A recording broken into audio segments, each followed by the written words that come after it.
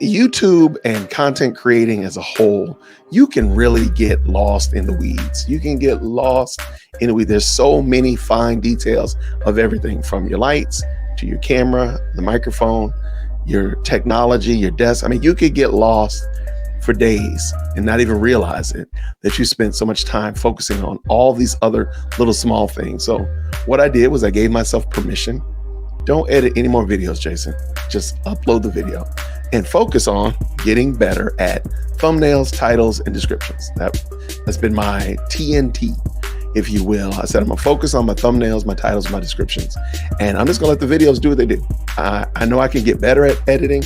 I know I can work on it. So needless to say, that's what I've been focusing on, because I wanted to point out something that I heard a coach say recently.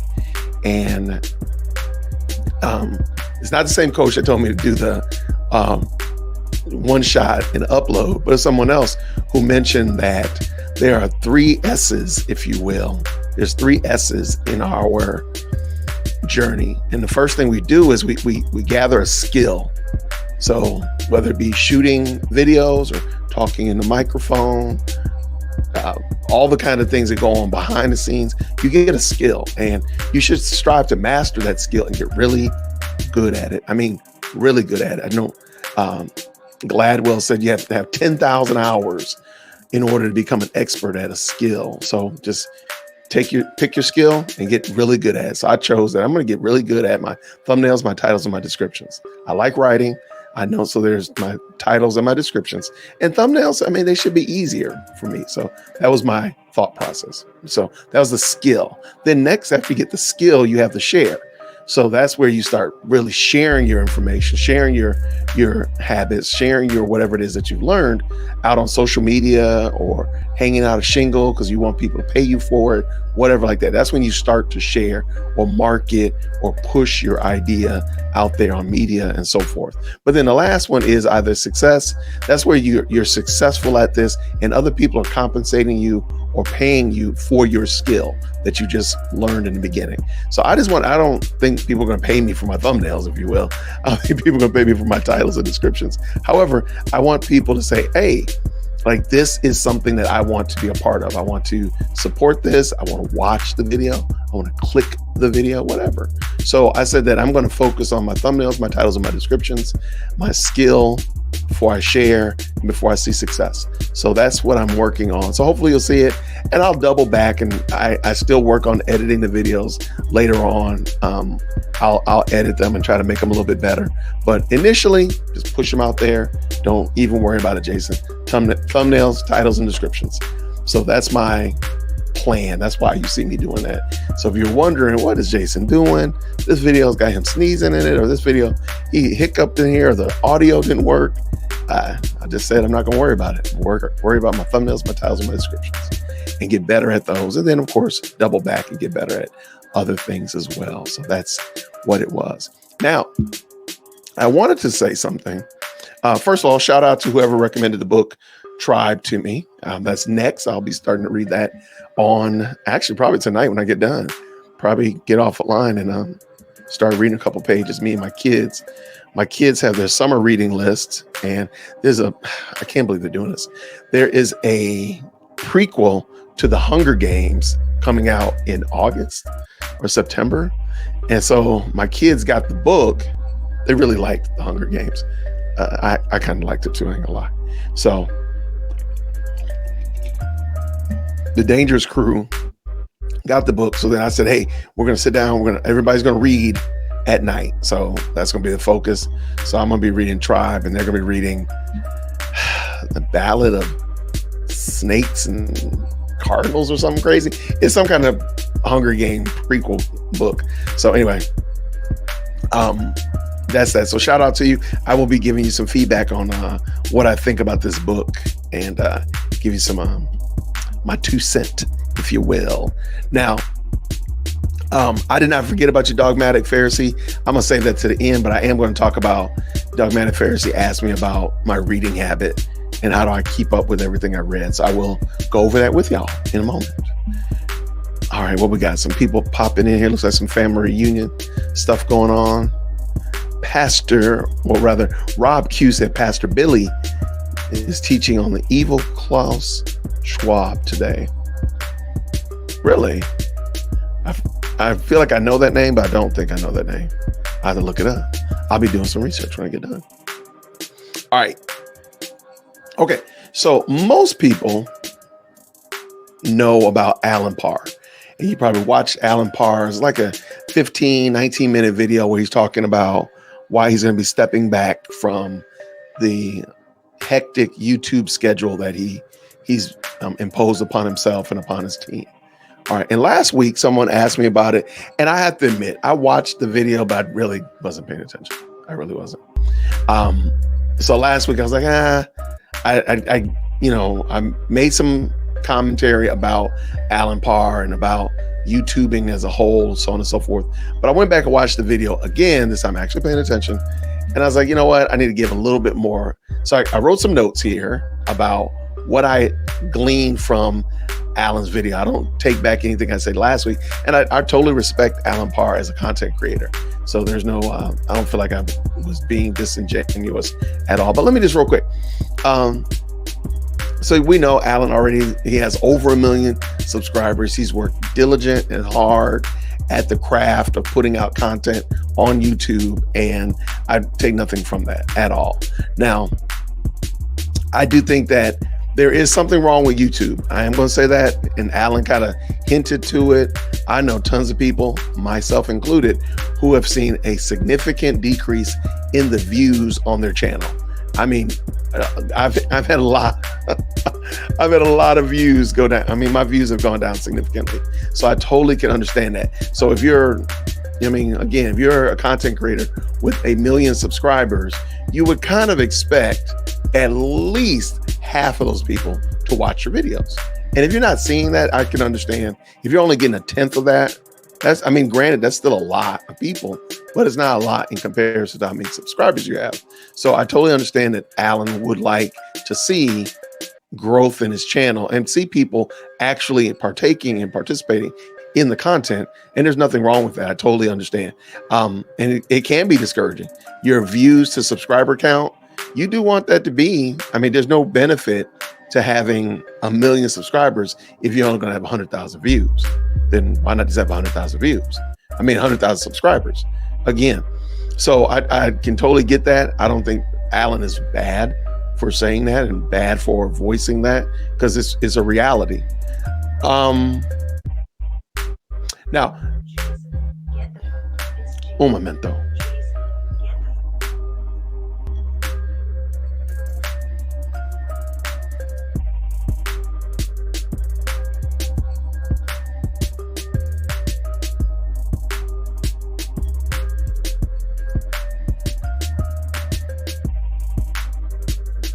And there we go. So as a content creator, you can quickly, and I can empathize with Alan in that you can quickly say, hey, I put out this banger video and it got all the views I thought it would get. I put out this great video and it didn't get all the views I thought it would get. I can see that ebb and flow. I can see that up and down. Totally understand it. Now, at the end of the day, we are aware as Christian content creators that the content we're putting out is really for an audience of one. It's really one view that matters.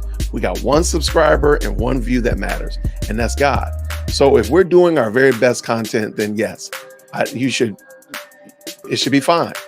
I know I gave God my very best work. That's what it is. And God is pleased with my work. Now, yes, I do want y'all to watch the video as well. Yeah, I do want your feedback as well. But at the end of the day, I'm not doing it for the people. I'm doing it for my Lord. So I can totally get that. And there's a gentle, delicate balance between the two of those. So I'm not upset with Alan. I totally get how we all get there. So there's nothing, no shade thrown at him at all for that. All right, keep it moving. So now the thing I think I didn't get, and I don't, again, not trying to argue with Alan, not trying to disagree with him. I think he says that he's doing 2 high quality videos per week, and it took a large toll on his emotional and mental health. personally, and I just literally just talked about it, I would put out far more videos and produce them less. And he kind of alluded to it, like he might start doing some videos with his cell phone and stuff like that. Do that. There's no reason to put out a Netflix, motion picture quality video twice a week. There's no reason to do that, because a lot of people are not watching it. They're watching it on the cell phone. They're watching it while they're on the train, whatever like that. They're not getting the fullness of that video anyway. Most people are not watching your videos on a large screen television. I was at church today, and we have a lounge for mothers or parents with children that may be a little loud or whatever like that don't want to go to the nursery, whatever. So they're able to, watch service on a very big screen TV. And after service, I went in there and just watched one of my videos on it. It was humongous and it was really cool. I was like, wow, this is great. But most people are not watching your videos on an 80-inch television. They're not. Most of them are watching on the cell phone. So that being the case, I don't think that Alan should. I think he should put out more videos and maybe produce them less. Not saying like fire people, but maybe just produce them less. And I think there was something to take away from that, because as far as I know, the quality and the content rather of his videos are good. So just put out more good content and let the quality of the video just, hover around normal. It doesn't have to be exceptional, award-winning type of stuff, but maybe just hover around normal. Most people are not even noticing. There's no reason to shoot it in 4K because most people can't see 4K on their phones. So there's no reason to do that. So he also mentioned that he was going to be taking a break from YouTube, reshaping his identity and refocusing on ministry and prioritize mental and emotional health. No question there. No question at all. I think that's a smart thing for him to do. He felt like he was pushing the team too hard. And I think that goes back to my point before. I don't know if the ROI, the return on investment, is the same.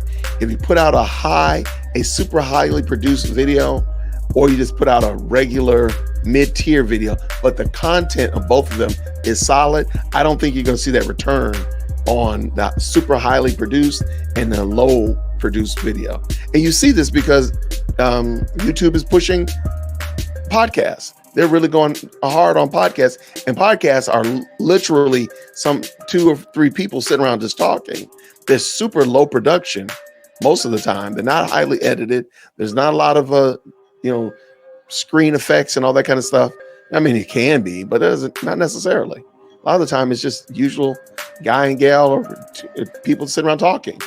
So I don't think, for me, I don't think Alan should focus on that, but rather just focus on making sure that, one, the content is honoring to Christ, is making much of Christ, and just let the chips fall where they may. But I think he could actually do more content like that. Like, don't overproduce it. And if nothing else, maybe try it out for a month. If Alan's doing 2 videos a week, so that's 8 videos a month, try to do 10, but don't produce them as much. But use the same amount of time that it would take you to produce the 8. So if it takes you 8 hours, which it doesn't, let's say it takes you 8 hours to do 8 videos, then can you do however long it would take you to do, however much production rather it would take you to do in 8 hours to do 10 videos, and just see what happens. I bet you he would see the same amount of views, the same amount of engagement, probably more engagement, especially if it's very behind the scenes and such like that. People like to see that kind of stuff. So I thought it was interesting. What else does I? So Alan is cutting back to 1 video a week to create that high quality Bible-centric content. And I don't think he should. I think he should probably put out more. He should put out several videos a week, but just not as produced, or put out 1 big long podcast and divide the podcast into several episodes that can be uploaded as videos throughout the week. And that still gives everybody opportunity to work, but you've put out 1 monster, omnibus product, a 2-hour podcast, Alan talking about 15 different topics in 2 hours, and then take that, split it up, cut it up, dice it up into various and sundries, and then just upload those throughout the week. Now, you see this with some other podcasters that do that. Now, they might not be Christian, they might not be putting out but I've seen other content creators that literally put out 20, 30 videos a week. Now, I'm not saying that, but they're not super produced either. They're extremely non-produced, non-edited videos. They did a large podcast, probably like 2.5, 3 hours, and they just chopped that thing up like sushi at Sushi Wednesday, and that's it. So I think there's some room for him there. But again, if it's a matter of prioritizing his family, his own spiritual health and well-being, his mental health, all that kind of stuff, yeah, YouTube, one video a week is fine. But if it's a matter of just like, I'm stressing myself out because I'm chasing after these views, maybe just produce more videos. Just something to try. But yeah, that was just some of the things I picked up from Mr. Parr's video. And I thought it was a good video. I thought it was being fair and truthful. I thought it was being transparent, which is really dope to see somebody being transparent like that and talk about some of the things that they're experiencing out here in the social media world, which is fine, I think. But that would be my takeaways. I know many of you all asked last week, and I have to admit, I had not really given it the time. I was really listening to it and not paying attention. But I actually sat down and watched it, and I was like, I got some more thoughts on this. So that was it. Thank you so much. Good to see you. Lady Hill in the building. Good to see you. I see K-Dub's in the house. Good to see you, friend. Always good to see you. Always good to see you. Aren't you spreading the Lord's word to reach people? I'm wondering, am I missing ASM? I think I got you. That's a good question. I want to make sure I'm not missing. Maybe somebody else was also talking.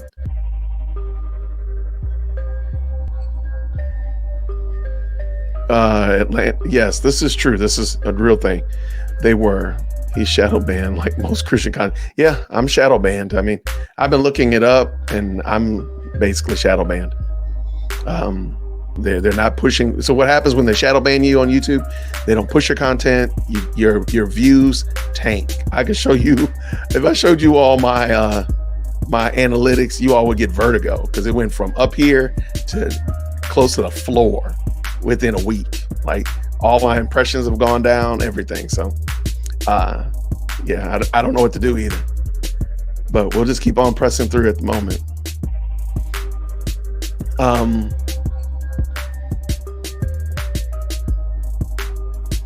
Now, and hear me, I know there's a couple, I see some conversations here about Alan, and I agree. There's been some friendliness with the unfaithful. I totally get it. I was only speaking from the standpoint of Alan Parr as a content creator, let's just say a business person.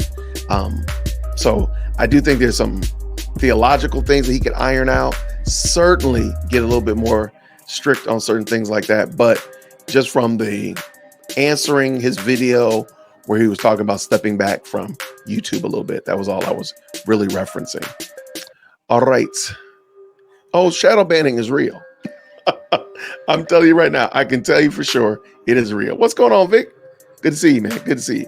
Coffee and Rage? I like the name. I love it. I love it. Okay, here's Atlanta 82. What'd you say here? I follow a podcast that goes live 3 to 4 hours on twice a week. So that's 6 to 8 hours a week. That's amazing. That's some Joe Rogan stuff right there. They break the videos up into segments for the week.